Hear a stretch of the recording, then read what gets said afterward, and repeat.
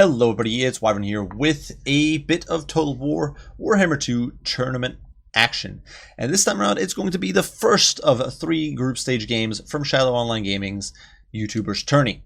And in our first game here, we are playing as the forces of Brettonia against the forces of the Tomb Kings led by Zardar on the map Red Desert. So definitely these guys have the home ground advantage, I believe, and it's sort of promising to be a bit of an intense fight. Brettonia, of course, does sometimes have difficulties, but they definitely have some aces up their sleeve when it comes to killing big armored monsters, especially in the form of Royal Hippogriff Knights. Going into the match, of course, I decided to crutch on these as hard as possible. Do keep in mind that when you're playing in a tournament situation, there are limitations on certain unit types. You can't bring more than, for example, 2 Royal Hippogriffs. I guess you can't do that in quick match either, but you also can't bring, for example, more than 5 peasant bows. Stuff like that definitely does shake things up. Now, in this situation, I wanted to have the survivability and the striking power of King Lewin Linker, and so that is who we're rolling with. He is a bring to the field, stand your ground, Lion's Shield, of course, because this is very important. Tomb Kings, if they go missile heavy, then having missiles is critical to stay alive. It stacks very nicely with your innate 15% as well as the 20% you get. Basically, Lewin becomes invulnerable to missile damage. From Bone Giants, it's almost literally invulnerable. And against Ushapti, it's borderline invulnerable. We also do have the Sword of Corone, which will synergize very nicely with our 2 Hippogriff Knights, our alpha striking goon squad here, whose high AP values can definitely dish out a lot of hurt. Now, as you can see, I do have one unit deployed way out far here, and that is because I wasn't sure if Zardar was going to try some sneaky shenanigans out here on the flank, and wanted to be ready to counteract that. For our front line, it is a mixed bag. We've got a bunch of spearmen at arms. These guys are simply there to soak up enemy missile pressure, protect the back line against units like Carrion or Skeleton Horsemen, units like that. And otherwise, just give us extra width. Main core of the front line here, Beastslayer's Bastion, the Regiment of Renown, Foot Squires. These guys do have AP, anti-large, monstrous melee defense of 53, especially for Brettonian spears. It's insane. And they can really help hold the monsters and provide that support and staying power the Royal Hippogriffs need. Alongside them, we do have the Holy Wardens of Lamai Suntal, who can hit like trucks. They are armed with their lightsaber hammers and swords, and they do both magic and fire damage. Pretty potent against some Tomb Kings units, especially if you, for example, get thrown up against the Regiment of Renown Tomb Guard, the Kepler Guard. These guys will mulch through them very easily. That fire damage, of course, does bonus against the regenning units. And otherwise, they're just a very aggressive, very solid leadership-wise unit. A 98 leadership here, 90 base is pretty insane.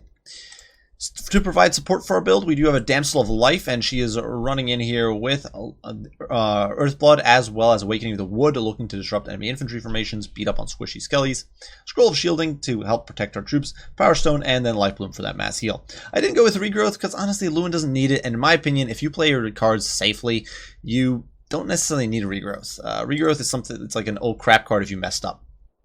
We do have the Defenders of Fleur-de-Lis here as some additional backline harass, as well as backline support if my opponent dies through with, say, chariots or light cavalry units like that. And then 3 units of peasant bows. All of these guys do have simply normal projectiles. I didn't have the money for poison or fire, even though I really like those ammo types. Now for Zardar, he has gone with a very shooting heavy or centric build. I was about to say shooting heavy, but it's not necessarily shooting heavy. It's just centered around that. For his Lord, we're rolling with Arkan the Black. Arkan, of course, quite the competitive pick, basically always competitive. He's got Fate of Buna, he's got Spirit Leech, he does have the Life Leeching, so lots of Winds of Magic and some very powerful spells. Fortunately, Fate of Buna is not going to find much of a home here. We don't really have elite infantry, and we don't have, because it's Brettonia, these guys are elite, quote-unquote, but they're still not really elite. And the Defenders of Fleur-de-Lis are cheap cav, so only Spirit Leech will find a home against Lewin, but Lewin can kind of deflect it with Lion's Shield. Besides that, there's also Tomb Prince providing that anti-large support. He also does, of course, have the Curse of Joff, great for that rampage effect. He provides Guardian to protect Arkan, and Tomb Strike, so Terror potentially routing some poor peasant mobs. Also worth noting that Arkan does have the Tomb Blade, which allows him to summon Skelly Boys on top of his troops, or perhaps on top of my troops, depending on the situation, whether to defend the backline or use it offensively to break mine. Now, for his front line, Zardar has rolled with Tomb Guard. Very solid pick in this matchup. They trade well with basically any Brettonian infantry, except the Holy Wardens, who I believe will roll over them pretty effectively. But besides that, Tomb Guard are really solid. They'll wreck everything, and their Silver Shields protect them pretty well from Peasant Fire. Skeleton Spears do provide some of the peripheral support, as well as the King Nakesha Scorpion Legion, who, of course, has poison and higher armor. Two-guard with halberds are providing some AP anti-large, so definitely something potent. Obviously, my hippogriffs will have to dive in to fight here, and if they get stuck in against two-guard with halberds, those jabbing skellies will definitely do some work, and they're one of the only shielded halberd units in the game, which gives them an added bit of protection. For his backline, he also does have two Neocarn horsemen. Now, these guys won't trade necessarily well with, say, defenders of the fleur-de-lis, but they will do a good job at bogging down hippogriffs, keeping them tied down in place. And singly, you have skeleton chariots, so a nice, cheap backline harass unit. He can punch through my lines, get into the backline, potentially run those bows over. Now, unfortunately, we are immediately taking fire from Zardar's real killing power here. The Ushabti Great Bows and the Chosen of the Gods are unloading on the poor Holy Wardens. Already, they've lost 11 models, so definitely some brutal stuff. Not the way we wanted to start the game for them. These poor Beast Slayers have now lost 4 models as well. But our archers are going to return fire, and of course, with that Brettonian precision, these are like literally the best archers in the game. They are completely destroying these Ushabti already. You can see they've lost like maybe 200 HP even, which is so much. Now in comes the Royal Hippogriff Squad. As you can see, the priority here is not the Chosen of the Gods, because quite frankly, the Chosen of the Gods are not that important to knock out. The key here, let's be honest, the key killing power in my army is the Royal Hippogriffs. And Lewin. And they are very resistant to that scatter fire from the Chosen of the Gods. So I don't really care about these guys. I want to get rid of the normal Ushabti Great Bows, slaughter them, and then deal with everything else.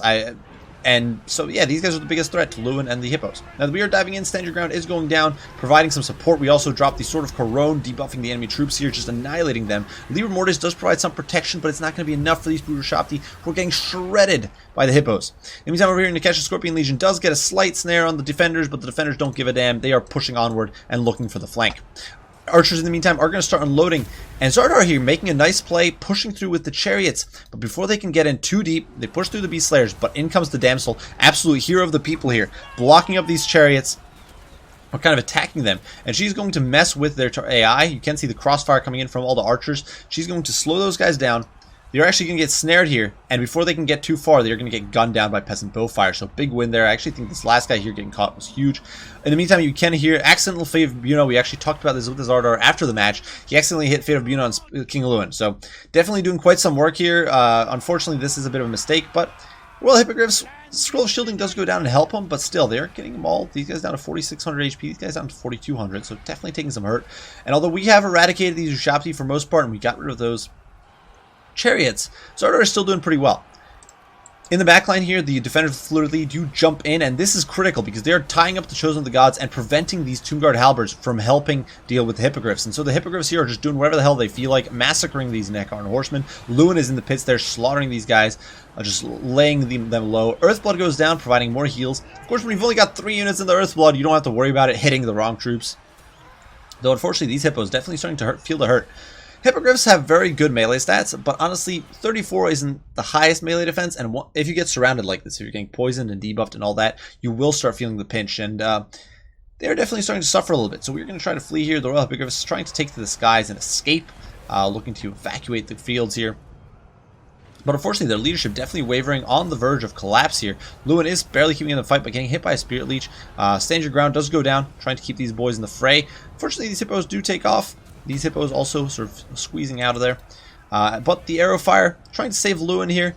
You know, it is a struggle. Lewin is actually getting pinned down. He's now hit his healing cap, almost. Well, he's almost there. Certainly, Lion's Shield is protecting him a little bit, but not quite enough. Now, that said, we do get some nice little wins here. Over here, the Tomb Guard is taking forever to hew through the Beast Slayers of Bastogne. Here in the pit, the Holy Wardens, as well as the Spearmen, have actually chewed through the Tomb Guard and will now be able to pincer in on the skeletons. And the Defenders of the Fleur-de-lis are massacring the Chosen of the Gods. Lewin, in the meantime, does pivot around, dives in on the Tomb Prince, and I thought this would be one cheeky play, and yeah, I was kind of forgot about the Curse of Joff, and yeah, oof. All our Hippogriffs just rampaged, including Lewin, so things are looking kind of grim. Earthblood does go down to keep them in the fray, definitely will be a huge boon, but in surge the Halberds, and the Ushabti summon, and in comes the Skelly summon, and so things are looking pretty damn bad. Now, Lewin is obviously probably not going to die here, neither are the Hippogriffs, but we are taking a lot of hurt. It's definitely starting to whittle us down. And so diving in here with the defenders, trying to free up these troops.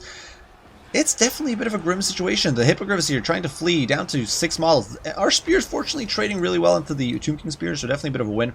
The Hippogriffs here do get in on the Chosen of the Gods, looking to eradicate them, but these Hippogriffs over here are having no such luck. They're snared, just surrounded by spears. The King of Cash Scorpion Legion poisoning them, reducing their ability to flee.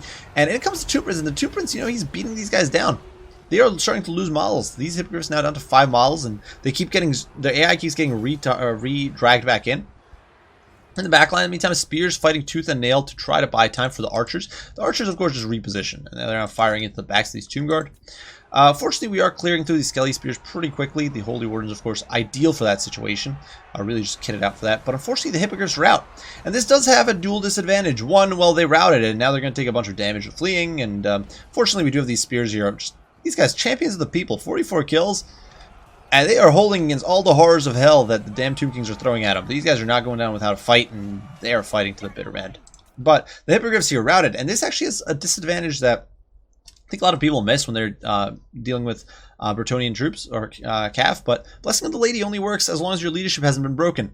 So now we're down 20% physical resist. This makes them much squishier, and it is going to make them much more susceptible to damage. Fortunately, these Hippogriffs here have not lost that physical resist and are joining Lewin in slaughtering some Tomb Guard, diving in and doing quite some work, especially with the arrow pressure. And Zardar is desperately trying to shut down these archers, but it's just not happening. Spirit Leech does go down on Lewin, and so Lewin pops Lion's Shield, which gives me 44% damage resist against magic. Big change, actually. I do believe, keep in mind, Spirit Leech does like 140 damage a tick, so if you're able to mitigate that by 44%, you can suffer a lot less damage. It's a huge win. Yeah, the Tomb Guard here definitely taking some hurt. The Beast Slayers of Bastogne fleeing, but at least these Hippos here rallying, and we are going to be able to regroup. And over here, definitely a bit of a misplay, I think, on Zardar's side. He's getting really bogged down, and now as he's fleeing, the Spears are just going to get some cheap damage. In my opinion, he should have left a unit of Spears in here and pulled the Nekesha Scorpion Legion out. Would have helped him a bit, I think. That said, these Spears here do hold out reasonably well, and now you can see my arrow fire is starting to focus down very heavily on the Tomb Guard, because the last threats are the Tomb Guard and the Tomb Guard Halberds. I don't really care about... At this point, I know that Lewin and the remaining Hippogriffs can probably take out the Prince. We're going to dive in there. Tomb Strike does go off, but we are chewing through this guy. They're actually fighting here in the pits against the Holy Wardens. Keep in mind, the Holy Wardens do actually cause magic damage and fire damage, so they are going to bypass the Guardian trait. They're going to hit harder against the fire-susceptible enemy lords and heroes here. And a poor Prince here is going down. He's down to 500 HP. Arkin down to 2,000, so definitely starting to feel the pinch there. The Halberds do dive in, but the Hippogriffs just managed to pull clear. They don't care. And now they're set up in a position to charge back down. In they come. Zardar does pop his Skeleton Summon. The curse is going down from Arkin, damaging all my troops in an area, but it's too little too late. The Prince did get sniped out by Lewin. The Hippogriffs are going to maul this Arkin over here. They're just going to destroy him. And we still have all these archers pouring fire and destroying that squishy Tomb King infantry. Arkin is becoming the focus of our hatred here. Sword of Koron going down, debuffing him, making him more susceptible to damage. Balance of Power swinging way, way deep into our favor. And finally, Zardar's army does crack and break, and we are able to secure the victory as Brettonia. So, a fun opening to Shadow's Tourney, and a very close game. It definitely came down to the wire. There was just, I think, a few things. Honestly, it was probably just a Spirit Leech or two away from that game going a bit differently. Now... Or definitely being insanely to the wire. Obviously, I think the build I brought here was pretty competitive. If you're trying to deal with big monster blobs and you're struggling with them as Brettonia, some of your best, honestly, some of the worst matchups Brettonia has can be hard carried by Royal Hippogriffs. One of the things I often see people do that, and it almost makes me rage, is the fact that people are like, "Oh, Brettonia can't deal with big monsters." Hippogriffs are your tool. Your go-to tool. They are amazing in that function. And yeah, here they showed. Now, granted, there wasn't any big monsters, but the Hippogriffs just tanked so much damage. They annihilated those Shopti, despite being surrounded and pounded from all sides. They tore apart Arkin. They tore apart the Prince. Man, they did a great job. Honestly, if I brought like a Dweller's Pillow, I probably could have nuked a huge amount of Zardar's army there too, and that would have been even more brutal. But regardless, Hippogriffs, huge hard carry unit. The Holy Wardens here definitely have a bit of a niche because they can mulch through Tomb King infantry so effectively. The Defenders, now, they didn't get a lot of kills, but they did a lot of work. 32 kills, but keep in mind, a lot of that was against the Chosen of the Gods, who they beat up on quite heavily. They also helped break that Tomb Guard a little faster. So definitely valuable stuff. The Spears, Champions of the People, 65 kills on Spearmen at Arms. That's not something you see every day. Beast Slayers unfortunately got kind of overrun. They definitely didn't do too hot, but they also didn't have much to focus on. They did some damage to the Chariots, but yeah, not too much they could do. Lewin, of course, did well. The Damsel of Life also clutch. Came in super clutch to block those Skeleton Chariots. That was important. Now for Zardar's build, my main critique here is the lack of anti-large. His anti-large is essentially... He's got his static and very immobile anti-large, the Tomb Guard with halberds and the spears. But really, to deal with big, heavy cav, he's only got 2 units, really. Kind of the Chosen of the Gods if your opponent goes with... well, I guess, okay, so he's got the Tomb Prince, who's nice. That's definitely a good, solid choice. He's got the Ushaptic Greatbows, who are good. But the Tomb Guard are very inflexible, and the Chosen of the Gods, you're relying on your opponent going with heavy cav in the style of Grey Knights. If they bring something like Royal Hippogriffs, Monstrous Cav, or Pegasus Knights, it's not going to fly. These guys are not going to cut the mustard. And so that was why in that game I could just single out the Ushapti, knock them out, and then there wasn't much Zardar could do from there. He had a lot of tools to crack my infantry line, but that just isn't that important here. You got to kill the cavalry from Brettonia. And I don't think Zardar really had tools for it. His other tool, I guess, was Arkan, spamming Spear Leech and Fate of Buna. But once again, against Hippogriffs, this is one of the things. Hippogriffs are so tanky. They're tough to shoot down with missiles. Even cannons will not do that great against Royal Hippogriff Knights. Like Empire trying to shoot Royal Hippos, Hippos will actually tank, like, will tank a Hammer of Witches pretty well. I think they can tank like 2 or 3 shots from it, which is pretty nuts. And against the single unit of Shopti, they can tank all day. They will do really well. And certainly they can tank long enough to dive in and start massacring these specific targets. And I think you just need a little bit more anti-large. I think if I was going to recommend some changes here, I'd probably ditch like an Hekar and Horseman and one of the Skeleton Spears, or maybe a Tomb Guard and a Skeleton Spear, and try to get a second Tomb Prince on a horse. Get that little extra bit of oomph without over-investing in it. Otherwise, maybe ditch the Chosen of the Gods and get normal Ushapti Greatbows. And then like ditch a Tomb Guard and get a Tomb Prince. Maybe. I think that might come out correctly, money-wise. But regardless, definitely well played to Zardar here. I do hope you guys enjoyed the video. If you enjoyed this battle and want to see all the perspectives, be sure to check out Zardar's channel. He's going to have his take on the match. Also, be sure to check out Shadow Online Gaming. He has been very generous and sort of donated his time to organize and run this tournament and get everybody together, which has been great. And he's going to be casting all of the games. Of course, I'm not the only player who's playing, and my group stage is not the only group stage, so there's a lot of other stuff to check out. Be sure to check out Shadow's channel, because he's going to have all those games covered. I forget how many matches it is exactly, but there's a lot of them. And they're going to be going all month. And yeah, be sure to check them out. So, hope you guys enjoyed the video. Leave your comments, critique, questions down below, and I will do my best to respond as soon as I can. I do thank you all for watching, and I will see you all in the next one. Wyvern out.